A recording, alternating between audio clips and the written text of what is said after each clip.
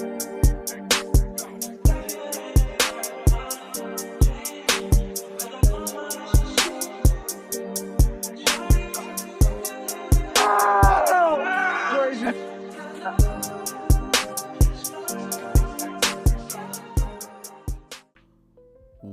good, everybody? Welcome back to another episode of the Stars Insiders podcast.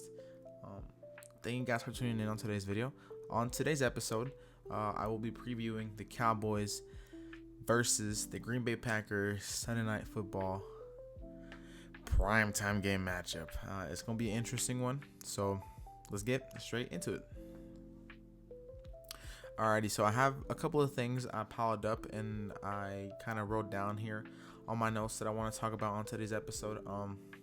It's going to be a tough game, I think, for the Dallas Cowboys, especially for their offense, because for one, we're going to be missing wide receiver CeeDee Lamb for this game.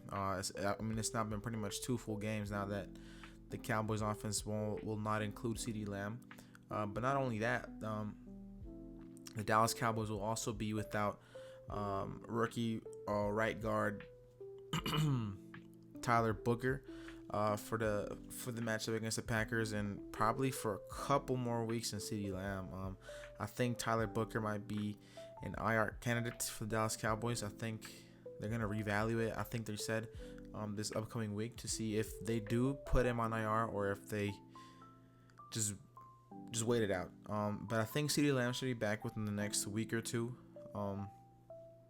But still, it's kind of a tough game to not have two of your best guys on offense. CeeDee Lamb and Tyler Booker are, I feel like, huge pieces to this offense.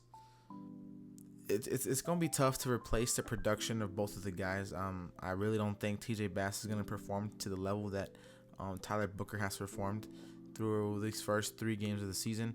I'm not sure if Pickens, I know Pickens can be great, but I'm not sure how the Cowboys are going to use him in the offense now that CeeDee Lamb is going to be out. And the guys under Pickens like Tolbert, Ryan Flanoy, Turpin, I'm not overly confident in them, but I think they can put up a fight. Same with Jake Ferguson. I'm honestly pretty confident in Jake Ferguson and Dak Prescott's connection coming into this game. So I think those are some pretty bright spots. But now going on to the defense, the Cowboys, the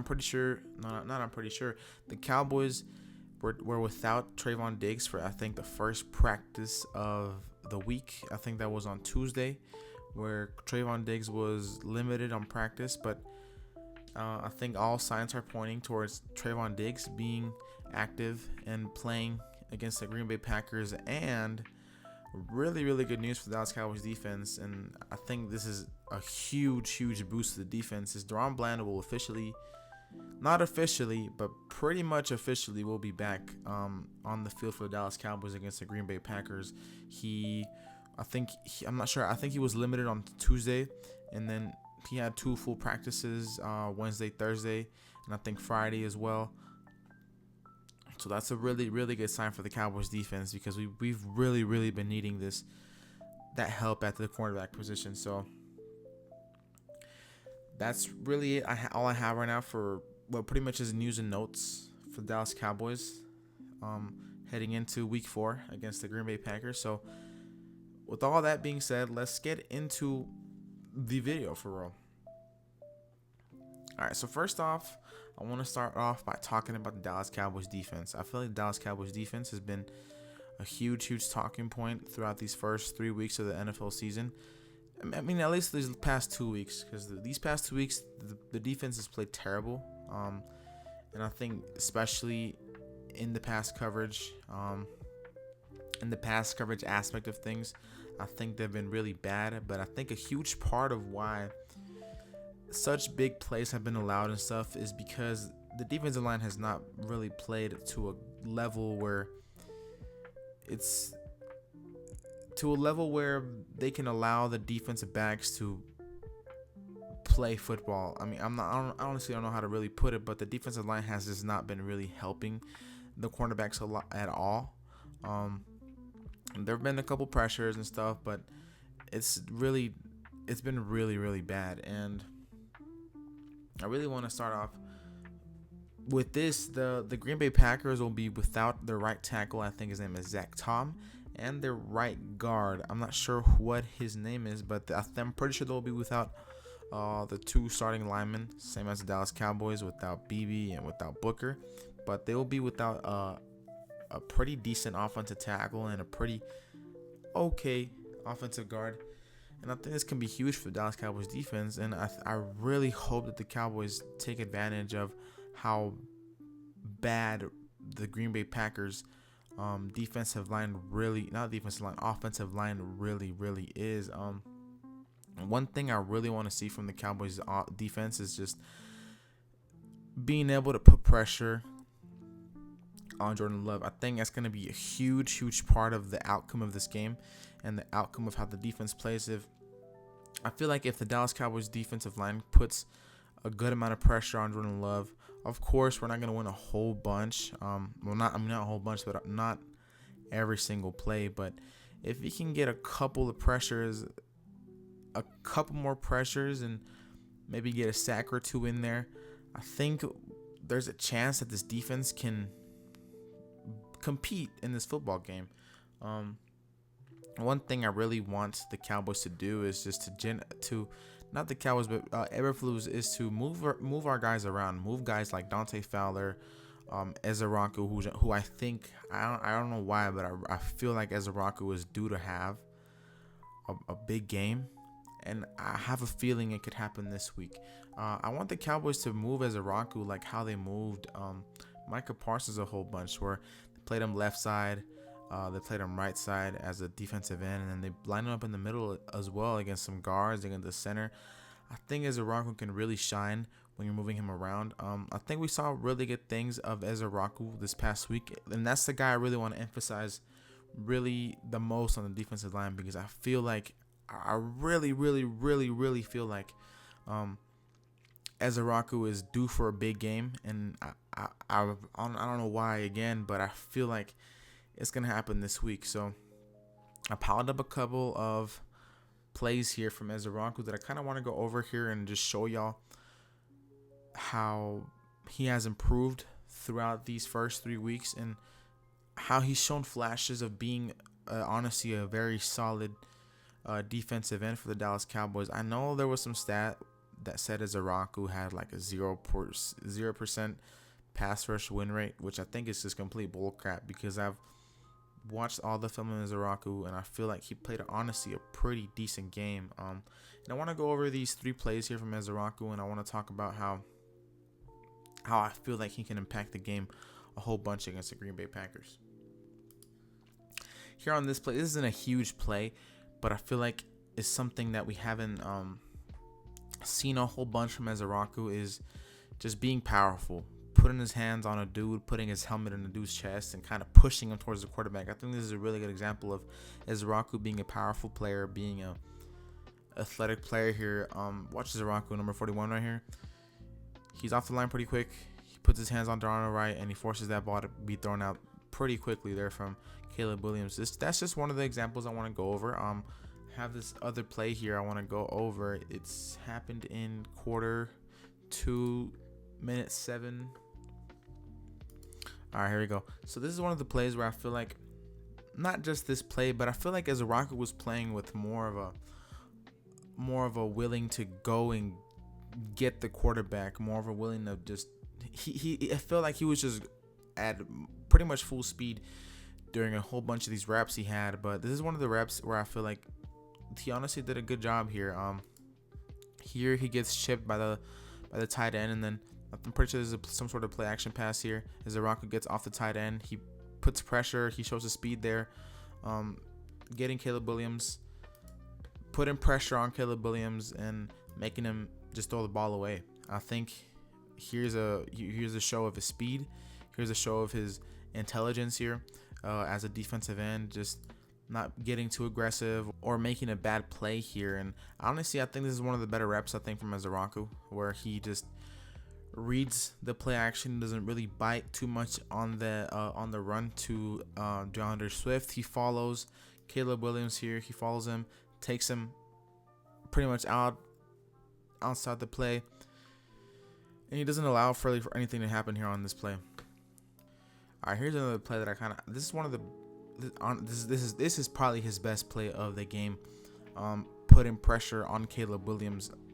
Again, this is one of the plays that made me question that stat of Izaraku having a 0% win rate against the Chicago Bears, because I feel like he did a really good job here of getting outside the tackle, putting pressure on Caleb Williams, and forcing him to get outside the pocket. And then, if it wasn't for our defensive backs and our linebackers being a little, I'm not gonna say the word, starts with the R.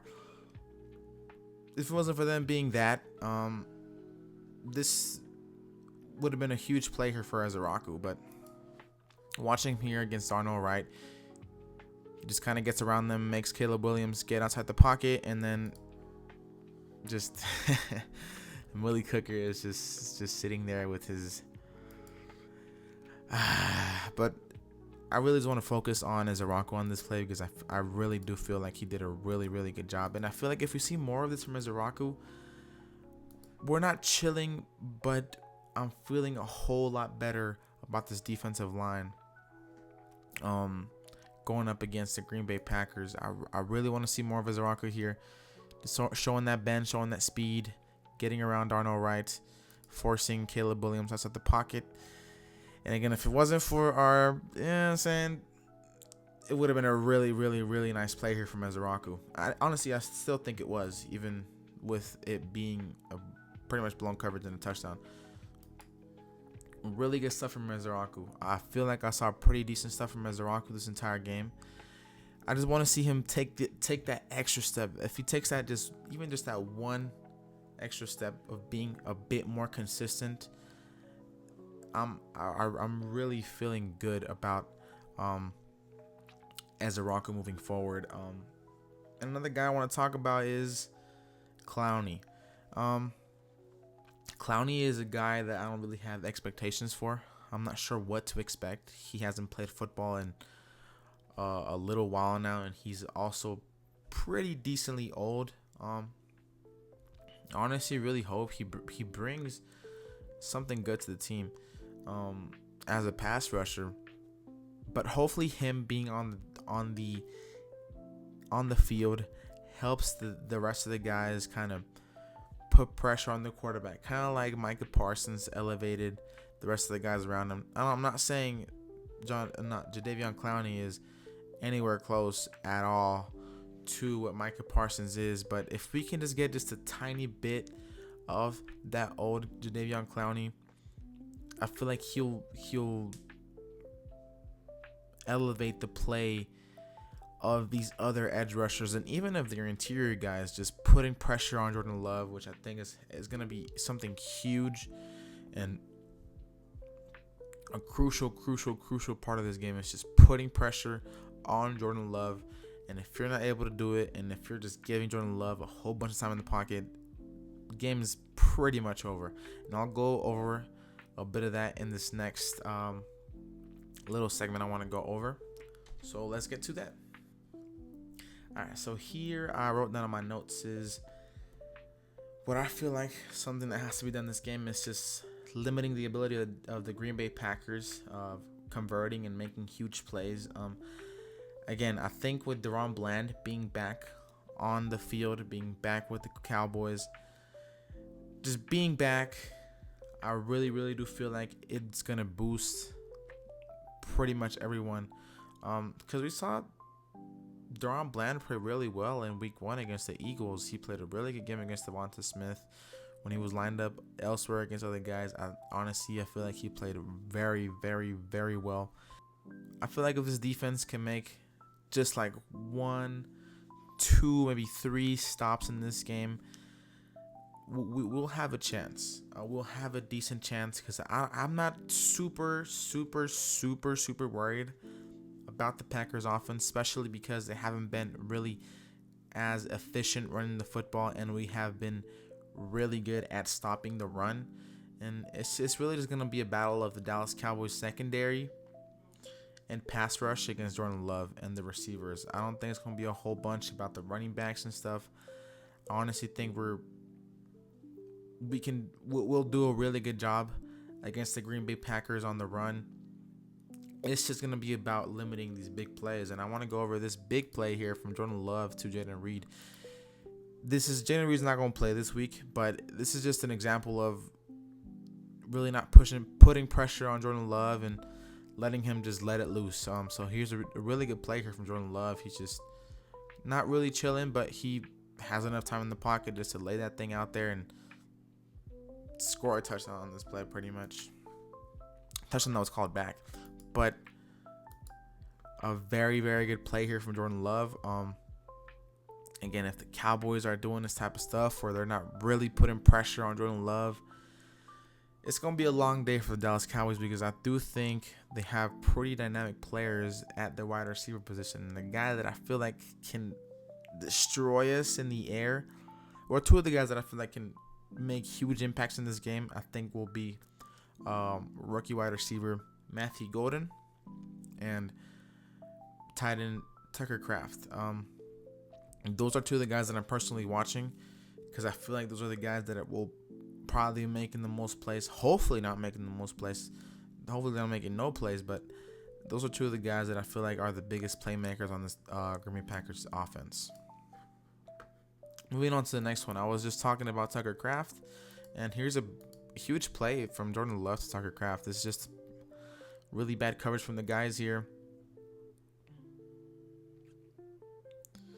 Not putting a whole bunch of pressure on Jordan Love, and he just finds this guy wide open. And it's a 57-yard gain for the Green Bay Packers, and that's something we've seen the Cowboys let up, and that's something that cannot happen in this game once again from the secondary and from the defensive line. We cannot be allowing Jordan Love to sit in the backfield for 4 seconds. We just need to put pressure on the quarterback. That's going to be the main thing of this game, is just putting pressure on Jordan Love. And that's going to be one of the main emphasis of this defense until something gets done, or until someone steps up and starts making plays. I think it's just going to be putting pressure on teams' quarterbacks. And I honestly think secondary could be sort of kind of chilling here in the next couple of weeks. Again, with Deron Bland being back, with Trayvon Diggs looking to get healthier, and possibly the addition of rookie cornerback Savon Revel. I think I talked about this last week, where I really hope that Savon Revel's like NFL learning curve isn't as steep as it has been for our second round pick, Donovan Ezaraku. And if we get that cornerback that we saw at East Carolina, this is going to be a really good secondary. Really, really good secondary, and especially if Trayvon Diggs stops playing like a... I'm not even going to say it, but I just need better play from Trayvon Diggs. And if if Deron Bland and Ravel get back, this could be secondary. I don't feel like will be a huge problem if those guys get back in business and they get right away. So here I piled up 2 of the plays that I want to go over here with Micah Parsons. It's just, we've seen him do this in Dallas, and he's continuing to do it at Green Bay, of course. He's just really, Micah Parsons is really, really, really, really, really good at football. Here we see him here on the left side going against Laremy Tunsil, one of the better tackles in the NFL, and he's just able to just kind of discourage Jaden Daniels and move him out of his just move him out of the way, you know what I'm saying? Just kind of disrupting the play and disrupting what the offense has going there. And it's just this front right here is really, really scary, because you have a really good pass rushing linebacker, really good, more blitzing linebacker in Edgerrin Cooper, another pretty good linebacker here in Quay Walker, and then you have Rashawn Gary on the other side, which is that's not something you really want to see if you're the Dallas Cowboys, especially if they're engaging all those guys. There's going to be zero time. I think a huge emphasis is gonna have to be just getting the ball out quick. That be to honestly to anybody. It's just get the ball out quick, get the ball out fast, on time, get it to your receivers, get plays and move the ball down the field. And I want to talk about it here a little later, but I'm honestly if I'm really not worried about these defensive tackles, even with BB and Booker being out. I'm really not worried about it, and I feel like this could be another pretty big Javonte Williams game, but I'll talk about it a little later. But I'm not super worried about these Green Bay Packers defensive tackles. Moving on to this next play. Here's a showing of both of the guys once again. Micah Parsons and Rashawn Gary just coming at you full speed. And again, this is something you just this is some scary stuff, man. Having Micah Parsons come at you full speed, and then you have the big ass dude and Rashawn Gary coming at you as well from the other side at full speed. And this is against a really good left tackle. Rashawn Gary is going up against, and he gets pressure pretty fast. And then, of course, Micah Parsons is going up against Josh Connolly here, and it's just a completely unfair matchup. It's going to be hard for our tackles and our running backs, and our tight ends are going to have to do a really good job of chipping and helping block some of these guys. And our offensive line has to be also a bit more aware of also like stunts and stuff that this defense can come at you with. So let's watch this play. Focus on either of the guys on the edges, but they're both getting pressure almost immediately on Jaden Daniels. And Jaden Daniels is able to do a really good job here of just getting the ball out really fast. But this is just an example of how fast you have to get the ball out and how fast these guys can get at you. I'm gonna watch Micah Parsons here against Connerly. Just bang. I'm decently confident in Tyler Guyton's ability to go up against Rashawn Gary. Again, I'm not going to say he's going to win every single rep against Rashawn Gary, but I'm a whole lot more confident in Tyler Guyton against both of these guys than I am against Terrence Steele. I think you're going to have to put a guy on Terrence Steele's side pretty much every single play if he's going up against Micah or Gary. I'm not super confident in Terrence Steele.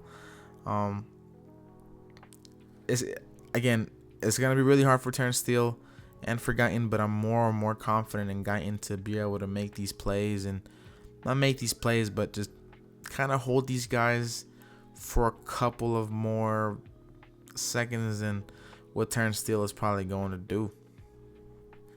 But without that being said, again, that pass rush is going to be extremely scary to watch on Sunday Night Football, but it's something that we're going to have to go up against. Moving on to the next thing, and this is one of the things that I really want to put an emphasis on, is not only just me, but a thing that I want the Cowboys to put a huge emphasis on is running the football. You can't have Dak Prescott throwing the ball 40 times a game. That's just not a winning formula at all.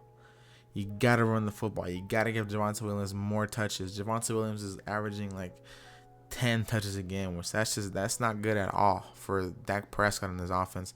We have to run the football a lot more. I really want to see like a 15 to 20 yard carry game here for Javonte Williams. And I just want to go over here, just these two plays here, just show the physicality and level that Javonte Williams has been playing at.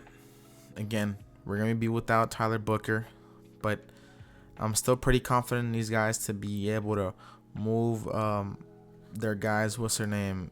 Devontae Wyatt and what's the other dude's name? I don't even know what the other dude's name, but and Carl Brooks. Like, I'm not worried about those guys really at all. And I think we'll do I hope that we can do a really good job of establishing the run, moving the ball in the field with the run, setting up the play action, getting the ball to Ferguson on the play action, to Pickens deep, and all that. I feel like if we can just run the football consistently, run the football a lot more, it's going to open up big plays for this offense. And here's just these 2 plays I potted up here from Javonte Williams, and just showing his physicality as a runner.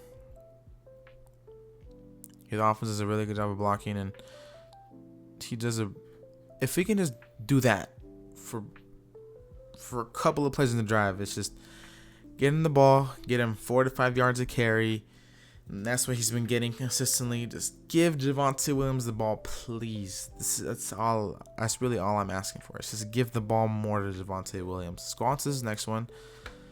Again, it's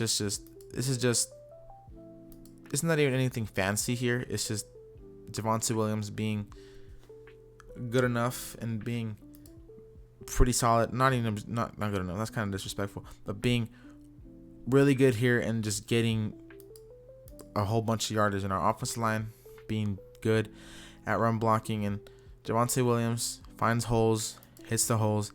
It's just gonna be about. I really think the main part of this offense should be just give the ball to Javonte. Just give the ball to Javonte.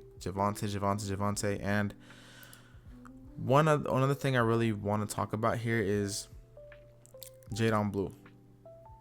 I really, really do feel like Jadon Blue, this should be the game that Jadon Blue gets activated, especially with CeeDee Lamb not playing.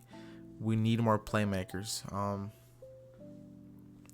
It's just about, I don't even think it's as hard as people make it seem, or as coaches kind of are making it seem. They're talking about we need more defensive players, and you can have your defensive players. The only thing you have to do is just make Miles Sanders inactive and just activate Jadon Blue. We need more playmakers on this offense, and I don't really think Miles Sanders gives us an edge in really any way. He's a decent runner. I'm not gonna lie. I'm a pretty big hater of Miles Sanders, but he's a decent runner. But he doesn't give you a whole bunch. He's not a game changer. And I think Jadon Blue can very much be that game changer you'll be kind of missing this game. And the guy that can really help. And again, I really, really feel like this is a game to unleash him. Maybe don't announce it at all, so the Packers aren't ready for Jadon Blue, and they're kind of like, what? Who is this guy? You know what I'm saying? They're kind of confused. Who's this guy running super fast on us? And kind of use him as an element of surprise against this Packers defense. And I've seen a couple people talk about how Miles Sanders is he's a better blocker and whatever. They're just making up excuses and stuff just to not get Jadon Blue on the field. And I mean, if you're concerned about his pass blocking, just bring in Hunter Lupke in these pass situations and just have him pass block. Have him and Javonte Williams be the main pass blockers, and then bring in Jadon Blue as kind of like your gadget guy, kind of like your screen type of guy, your jet sweep type of guy, and an outside zone type of runner for you that I really feel like you can use this game. And that is pretty much all I really have in terms of previewing this game against the Green Bay Packers. It's going to be a tough matchup. It's really not going to be easy at all for the Dallas Cowboys. I feel like this game can go 2 different ways. I feel like the Cowboys can either get just completely blown out and embarrassed once again, or not once again, but even worse than they did last week. It's going to be something like that, but worse than last week. Or they'll keep it pretty close and they might find a way to pull out the victory against the Green Bay Packers. And I want to give my predictions for this week's game against the Green Bay Packers. So let's get into that. I think Prescott, I was saying I hope that he doesn't throw the ball 40 times a game, but it's probably going to happen either way. Doesn't matter what I think. Doesn't matter where I hope happens. It's probably gonna happen again. I'll say Dak throws it about 38 to 40 times. Gets a couple of yards. Most of it's probably gonna be garbage time because we'll be down for most of the game. Honestly, just being realistic, I have things that I feel like can happen, but if we're being realistic, it's probably not really going to happen. Same thing with Javonte Williams. I really hope he gets 20 plus carries this game, but Cowboys haven't really shown the kind of like the want to really give Javonte Williams those carries or just more carries in general. I think he'll probably have about 16 carries. I think he'll do really well with those 16 carries and have 80 to 90 plus yards this game. He might pile up another 2 touchdowns. I think for sure gets another touchdown, but kind of a little sort of a hot take here. I think he could very much run for like 2 touchdowns this game and have 100 plus yards. That's if they use him correctly and if they use him enough. I think the main target this game once again will probably be Jake Ferguson. I don't think Pickens will be a huge part because I'm not sure if they still really know how to use him right. Don't think Pickens will have a huge game. I think Pickens will probably have about 4 or 5 receptions, maybe very maybe 6 receptions and probably about 60-70 yards. But I don't think Pickens will be a huge part of this offense. I think Turpin will probably have a pretty good game. I think Ferguson will have a good game. I think Javonte will have a good game. And that's really it, because I just Pickens gonna get double teamed a whole bunch, and again I'm not super confident in the Cowboys' ability to really get him the ball this week against the Packers. And again, one of my hotter takes this week was, is Araku having a good game? And again, he's just shown flashes week after week. He's shown flashes of being great. And I feel like this week is going to have, again, I don't know why I feel like it, but I just have this just kind of like weird feeling that Araku will play a good game against the Green Bay Packers and maybe get his first sack as a Dallas Cowboy. And that's pretty much it for the predictions. I think the Cowboys will lose. I think the final score will probably be around 31-24. But again, I think it could go 2 different ways, really. These predictions right here is me being optimistic. Again, I feel like it could go 2 different ways, where the Cowboys keep it close and possibly pull out the win, but more than likely will lose, or they're gonna get completely blown out once again, but in an even worse fashion than they did this past week. And yeah, that's pretty much gonna be it for today's video. I hope you guys enjoyed. If you have any questions or have anything I want to mention or something that y'all feel like I should have brought up or anything, let me know in the comments. Make sure to like, subscribe, keep tuning in. Again, stay patient with me.